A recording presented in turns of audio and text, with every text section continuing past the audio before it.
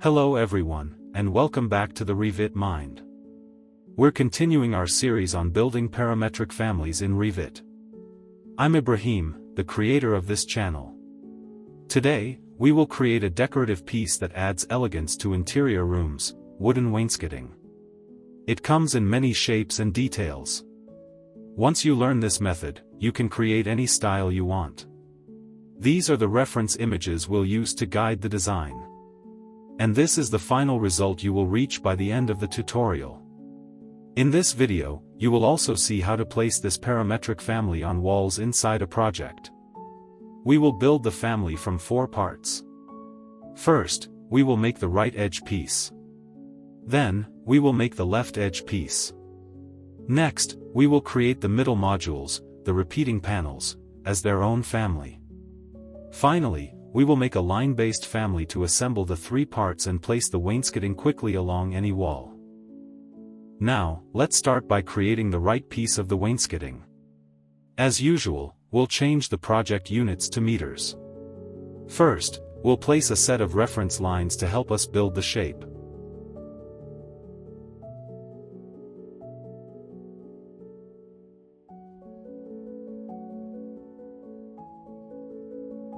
Then, from the Create tab, we'll make an extrusion by drawing the profile of the piece.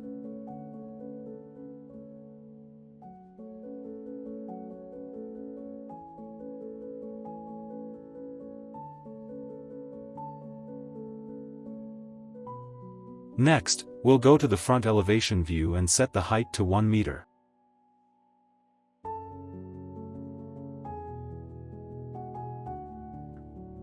We'll name this family first. Now we'll create the second piece, which is the left side. There's no need to open a new file, we'll build it in the same file and rename it later. The only difference here is the profile shape. We'll name this one second.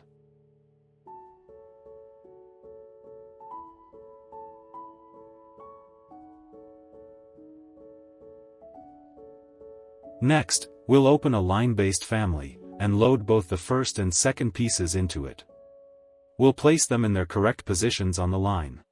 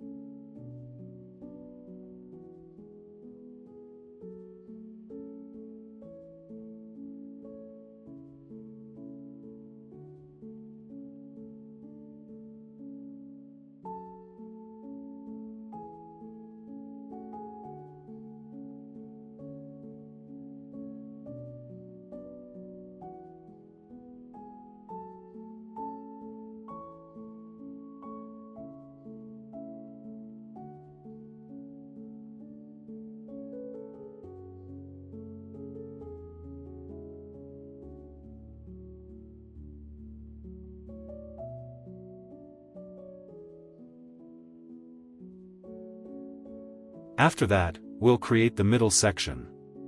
This will be an array of repeating panels, so we'll use the generic model template. We'll add a set of reference lines and also some dimensions, and then we'll create a length parameter to control the spacing. To make the middle section work correctly no matter the distance, the panels themselves need to be flexible and able to adjust their width slightly. For that, we'll create some helper parameters and use a few simple formulas to make the process successful.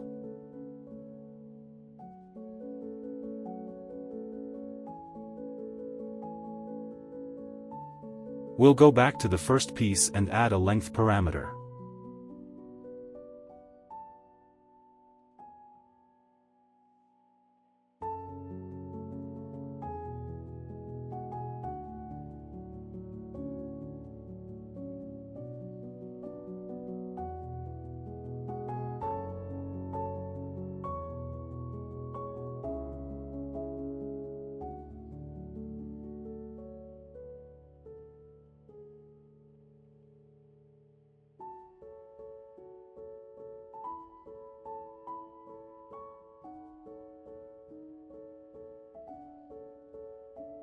Then, we'll load it into the middle section file. We'll place it in the correct position on the left side.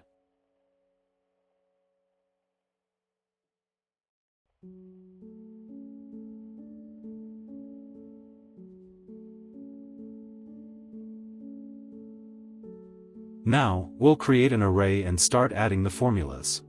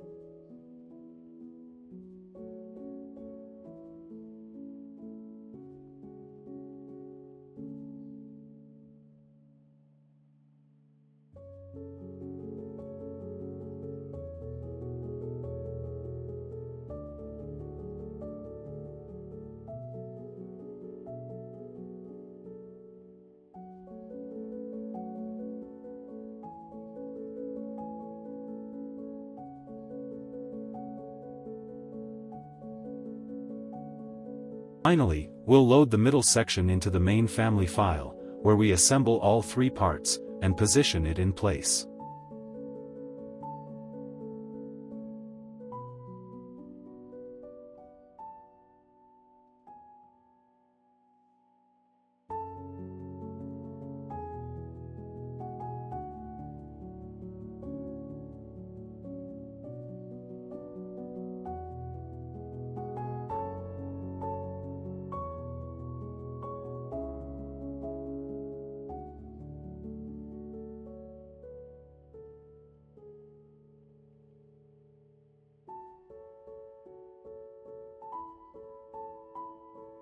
At this point, the wainscoting family is ready to be loaded into a project.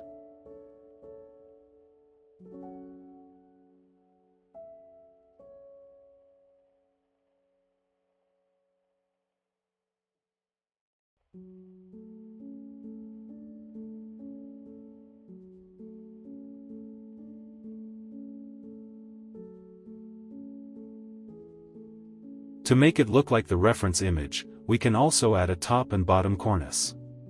Of course, you can include these details inside the family before loading it.